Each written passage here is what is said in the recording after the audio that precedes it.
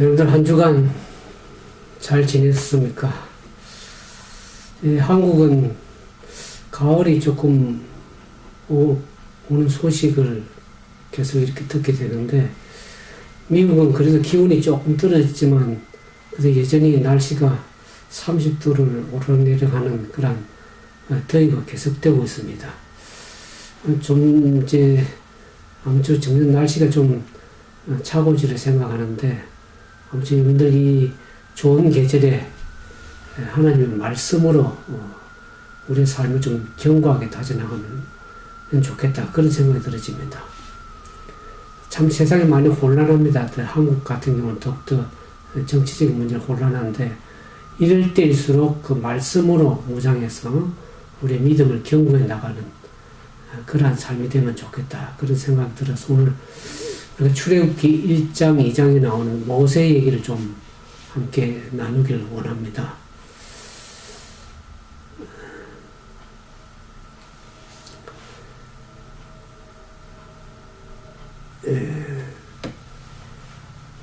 요셉과 그 시대의 사람들, 야곱의 12아들들이 이제 애굽으로 내려갔죠. 그래서 요셉과 그 세대가 이제 다 지나가면서 그 애굽의 새로운 왕이 이제 나라를 통치하게 됐죠. 그래서 그 새로운 왕이 일어나면서 이스라엘 백성들에 대한 두려움을 갖기 시작했습니다. 왜 그렇습니까? 이스라엘 백성들이 얼마나 생육이 중다하고 번식하고 이 창대해서 이스라엘 백성들이 온 땅을 가득하게 되니까 두려움을 느끼게 되는 것이죠. 애굽을 다스린 새 왕이 이제 두려움을 느끼기 시작했습니다. 그전에는 애굽의 요셉의 그 형제들이 있을 동안에는 이스라엘 백성들은 잘 대접을 했지만은 새 왕이 일어나면서 요셉을 알지 못하는 그 새 왕은 이스라엘 백성들을 그들을 노예로 삼기 시작했습니다. 그래서 전쟁이 일어나면 오히려 적들과 함께 합해서 오히려 애굽을 치지는 않을까, 그래서 그들과 싸우고 그 땅을 떠나가지는 않을까, 그런 두려움이 일어나기 시작함으로 해서 새로운 정책들을 펴기 시작했다는 것을 우리가 알게 되죠. 그게 어떤 정책을 폈다고 봅니까? 여기들 이스라엘 백성 위에 그들 감독을 세우고 그 위에 그들을 하여금 무거운 짐을 지어서 그 국고성을 짓고 또 성전을 건축하고 하면서 사람들이 굉장히 힘든 삶을 살도록 그 노예로 부리기 시작했습니다. 그래서 그들을 바로를 위해서 국고성 비돔과 라암샘을 건축하도록 했다, 그런 얘기가 출애굽기 1장에 나옵니다. 이스라엘 백성들의 수가 급격하게 늘어나기 시작했습니다. 제가 미국에서 살다 보니까 이 스페니시들이 굉장히 신체가 튼튼합니다. 여성들이 아주 신체가 튼튼하니까 자녀들을 얼마나 많이 두는지 몰라요. 아마 이스라엘 백성들도 저들이 굉장히 그 생산력이 튼튼해서 생육이 중단해가지고 번식하고, 그래서 온 땅이 가득할 정도로, 그래서 미국에 스페니시들이 굉장히 많아졌습니다. 그 자녀들을 보통 한 명 두는 게 아니고 3명, 4명, 5명 많이 두니까 아마 앞으로 미국도 스페니시 나라가 되지 않겠나, 그런 생각들을 해봅니다. 근데 이스라엘 백성이 이렇게 힘이 강대해가지고 온 땅이 가득하게 되었다 그랬습니다.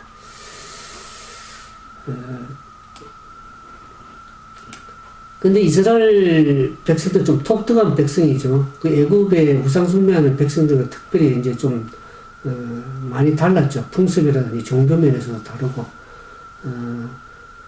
그래서 이 애굽 왕이, 새로운 왕이 굉장히 그 두려움을 느껴서 정책을 바꿨지만 국외로 추방하는 정책을 하지는 않고, 왜냐하면 그들 가운데 이스라엘 백성 가운데 출중한 사람들이 많아가지고 기술자들이 많아서 나라를 부강하는데 상당히 도움이 많이 됐다 그럽니다.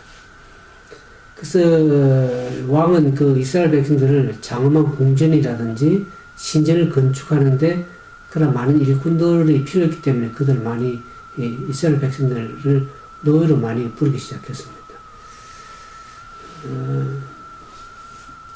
그래서 그들 위에 이제 그 이스라엘 백성을 관할하는 감독들을 세우고 이스라엘 백성의 역사를 더 엄하게 해가지고 고역을 심하게 해서 주로 흙이기라든지 벽돌 붓기라든지 이런 걸 추격해 보는 것처럼 여러 가지 농사일에 아주 엄하게 그러한 노예가 아닌 백성을 노예로 만들어서 그렇게 학대를 더 하는데 그렇게 학대하고 힘들게 엄하게 하는데도 불구하고 어떡합니까?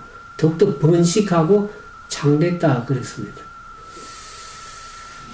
그래서 이 애굽왕이란 폭정에도 불구하고 이스라엘 백성이 점점 더 이제 강해지니까 오히려 애굽에는 두려움을 느끼고 더욱더 시련과 고난을 더 가중시키죠.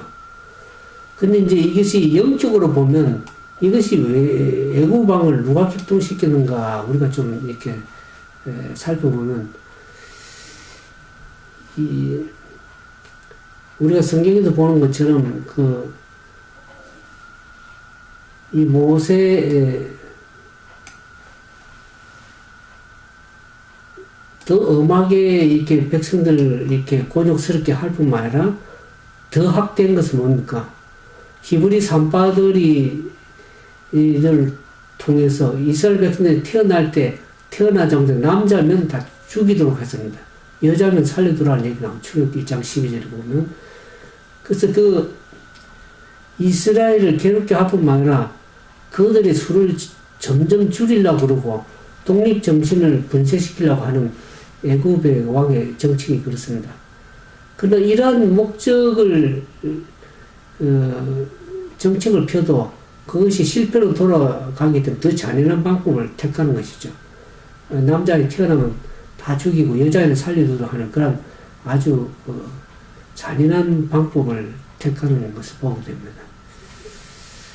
근데 이 산파들은 어떻습니까? 하나님께 충성한 백성이라 아이가 태어나면 그 아이를 죽이지 않고 어떡합니까? 오히려 더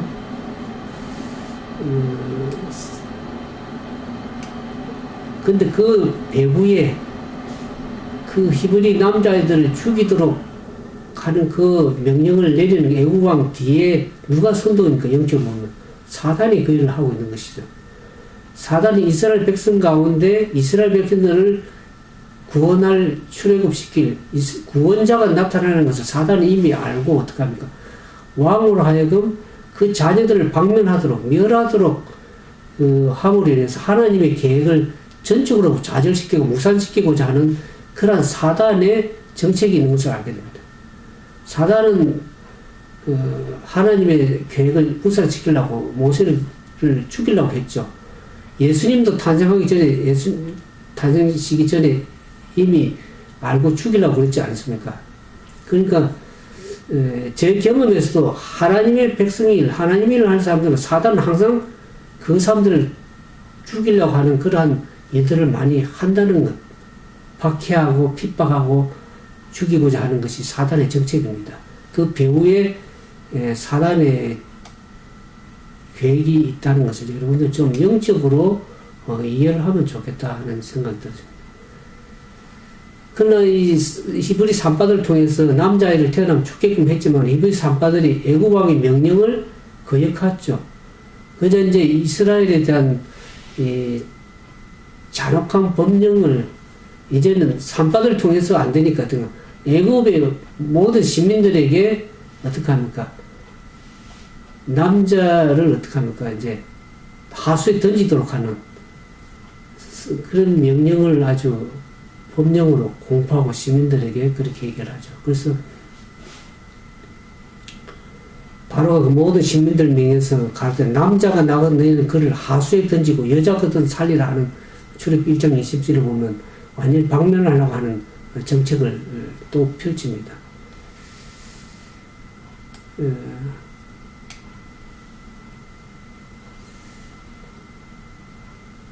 오늘날도 보면 사단은 하나님의 백성들을 어떻게 하면 핍박하고 박해해서 복음이 전거되지 못하도록 하는 그런 일을 지금도 영적 시대 마지막 시대 그런 일을 자행을 하고 있는 것을 영적으로 좀 깨달을 수 있습니다. 그런데 이런 상황 가운데서 이 하나님의 예언의 말씀을 아는 부모들을 통해서 태어난 것이 모세죠. 여기 출애굽기 2장 1절에 보면 애굽 족속 중에 한 사람이 가서 레위 여자와 장가들어 그 여자가 잉태하여 아들을 낳아 그 준수함을 보고 그를 석 달을 숨겼다 그랬습니다. 이 법령이 강행되고 있을 때 레위 지파 중에 경건한 이스라엘 사람 중에 그 아모라는 사람과 그 요게벳이라는 그들을 통해서 난 아들이 출생이 됐습니다. 근데 이 갓난아기가 이제 준수해서 그 부모가 이제 아이를 숨겼죠. 숨기면서 계속 이들의 믿음이 하나님께 대한 이스라엘 백성 가운데 그들 가운데 구원자를 일으키라는 그런 믿음. 그래서 아이를 잘 숨겨서 희생하지 않도록 하기로 결심했고 또 그들이 하나님에 대한 믿음을 가지고 있기 때문에 이 애국 왕이 임금의 명령을 두려워하지 않았다 그랬습니다. 제가 이걸 보면서 하나님의 말씀에 순종해서 그 믿음을 가지고 신실하게 살고 믿음으로 기도하는 그들에게는 하나님께서 그들을 통해서 어떤 일을 역사하시는가를 우리가 좀 알 수가 있습니다.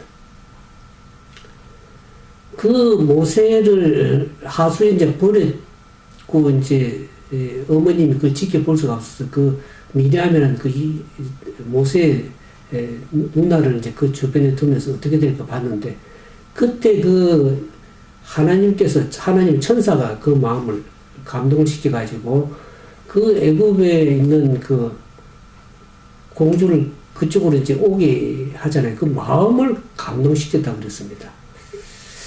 그걸 보면서 하나님께서는 믿음으로 신실하게 하나님의 말씀을 순종하고 그 아이를 키울 때 믿음으로 기도로서 얼마나 바르게 키우기 위해서 부모가 애를 쓰는지 모릅니다.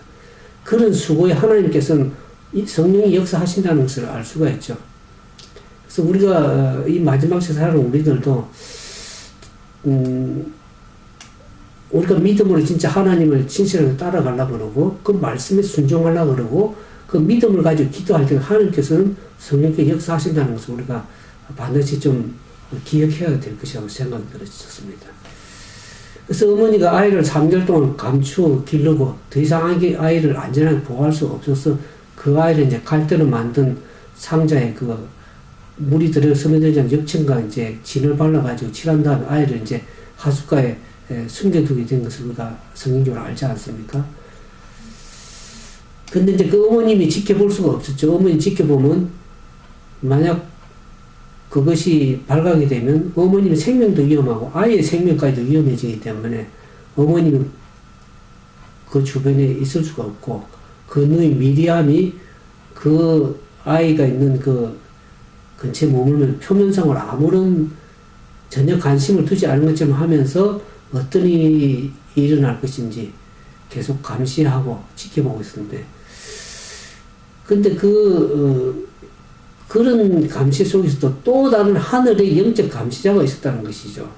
그 어머니의 열렬한 기도가 그 아들을 하나님께 보호에 맡겼을 때 하나님께서 눈에 보이지 않는 천사를 통해서 그 위를 지키고 있었다는 것이죠.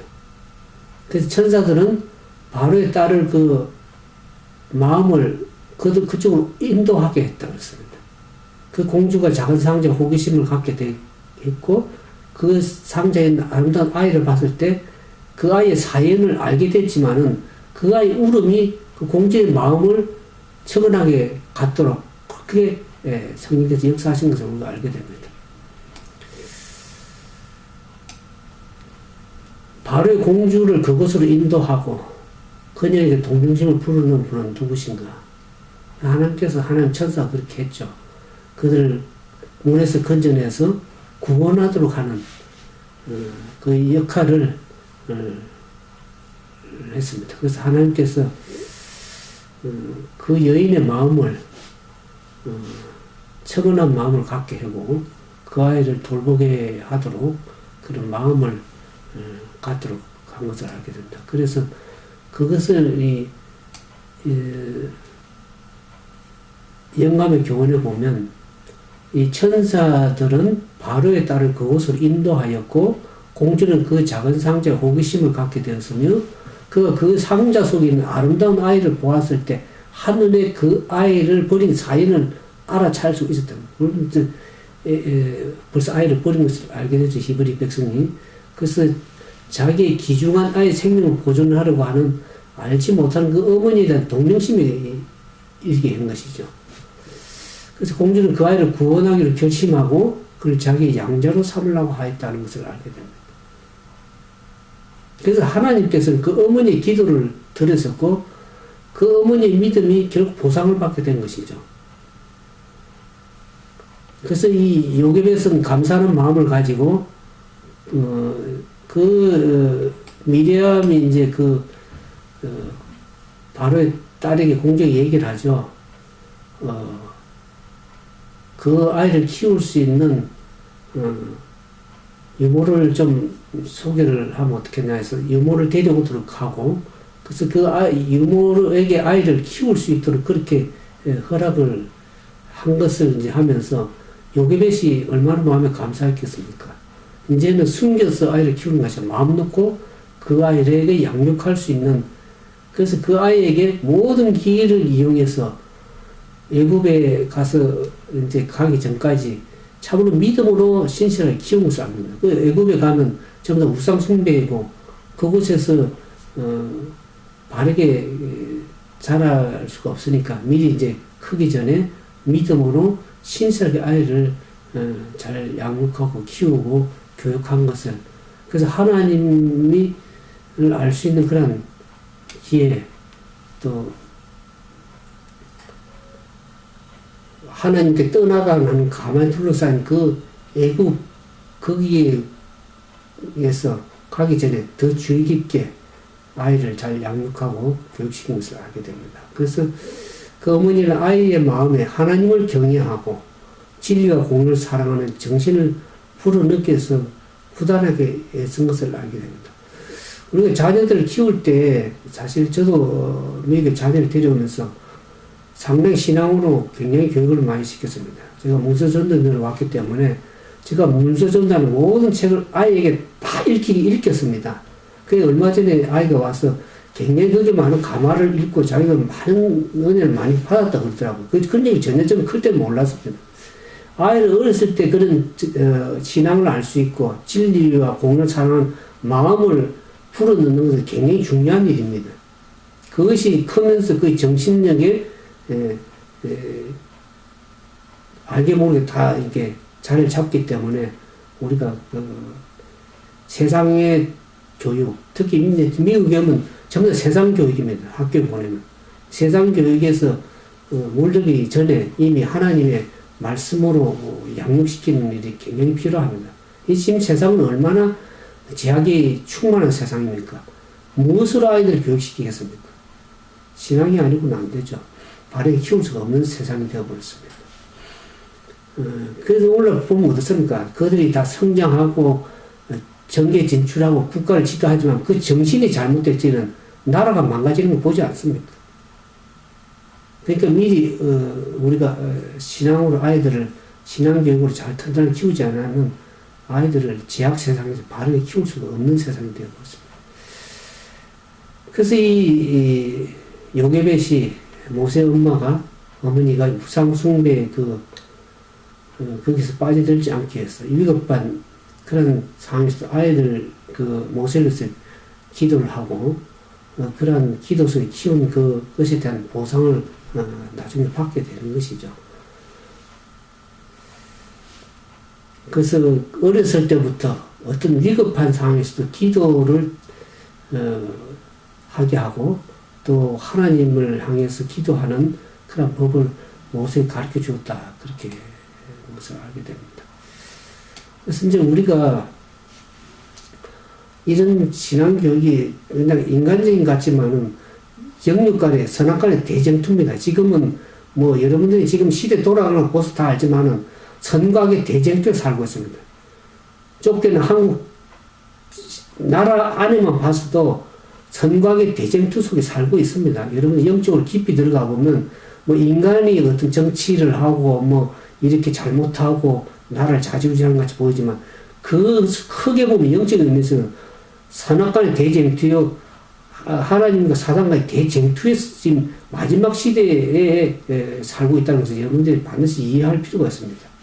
그래서 사단은 이 모세의 사업을 잘 이해해가지고 이걸 싸울 퇴치를 했습니다. 근데 모세가 구원자가 이스라엘 백성들 나와서 이스라엘 백성들을 해방시키고 출애굽시키고자 하는 그런 구원자가 나타난 것을 알았기 때문에 모세를 죽이려고 했죠. 예수님도 죽이려고 했습니다. 사단은. 애굽의 아이들 다 죽이려고 그랬잖아요. 그러니까 저의 경험에서 그렇습니다. 제가 잘났다기보다도 저도 하나님 일을 하려고 하다 보니까 어렸을 때부터 저를 사단을 죽이려고 몇 번 했습니다. 그러나 어떤 상황을 통해서 또 하나님께 구원해 주셔서 이 시간까지 왔는데 사단은 하나님의 일을 하는 백성들을 가만두지 않습니다. 이미 사단이 죽이려고 하죠. 나라든 국가든 개인이든 간에 하여튼 단체든지 간에 그래서 모세가 이스라엘 백성들을 속박의 명령을 깨뜨리기 위해서 하나님의 택하심을 받았다는 것. 그래서 모세의 사업을 통해서 인간가족 이 출애굽시키려고 하는 그것을 알았기 때문에 사단은 그 하나님의 계획을 무산시키고 하나님의 사업을 완전히 이스라엘 백성을 구원하지 못하도록 하기 위해서 모세를 죽이려고 했습니다. 그래서 그 이스라엘 백성을 구원하기 위한 그 모세는 결국 예수 그리스도의 초림의 표상이죠. 그래서 예수님도 죽이려고 그랬지 않습니까? 이스라엘 백성을 구원한 것이 결국 예수님께서 인류를 구원하고자 하는 하나의 표상적인 모습과 같다는 것을 정언에 얘기를 하고 있습니다. 그래서 우리가 이 모든 세상 돌아가는 것이 영육간의 영적인 선악간의 대쟁투에 살고 있다는 걸 우리가 반드시 이해하시고 믿음으로 전진해 나가는 그런 삶이 됩니다. 아까 제가 얘기 드렸지만 모세 어머니 믿음으로 진짜 하나님을 말씀을 순종하고 따라가서 믿음으로 그렇게 했을 때 그 모세를 통해서 이스라엘 백성을 구원하지 않습니까?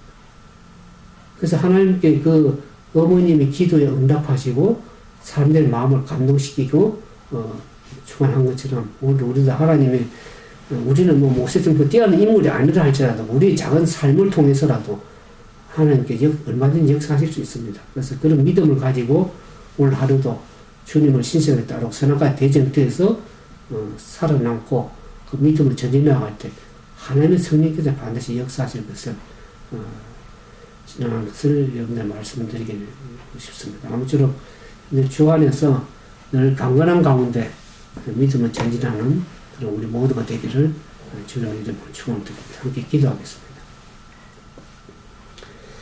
사랑과 자비가 많으신 거룩하신 아버지 하나님, 우리가 말씀을 통해서 오늘 우리 시대에 우리가 어떠한 삶을 살아야 될 것을 다시 깨닫게 하셔서 영육간의 믿음으로 전진하는 삶이 되게 하시고 때로는 우리가 연약하여 넘어질 때 주님의 말씀을 붙들고 다시 일어섬으로 주 안에서 주님을 기쁘시게 하고 주의 말씀에 순종해 나갈 때 하나님께서 우리의 기도를 들으시고 우리의 삶을 통해서 하나님의 역사를 이룰 수 있도록 우리의 삶을 주님께 드리기 원하오니 이 혼란한 시대에 선악간의 대쟁투에서 믿음으로 전진하는 하나님의 참된 남은 백성들 되도록 우리를 지키시고 인도해 주시기를 간구드립니다.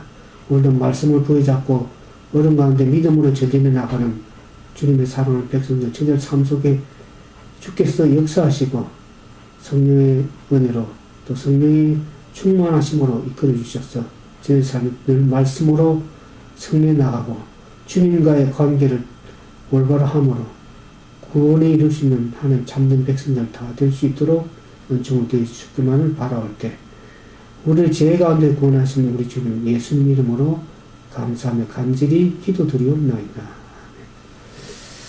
감사합니다.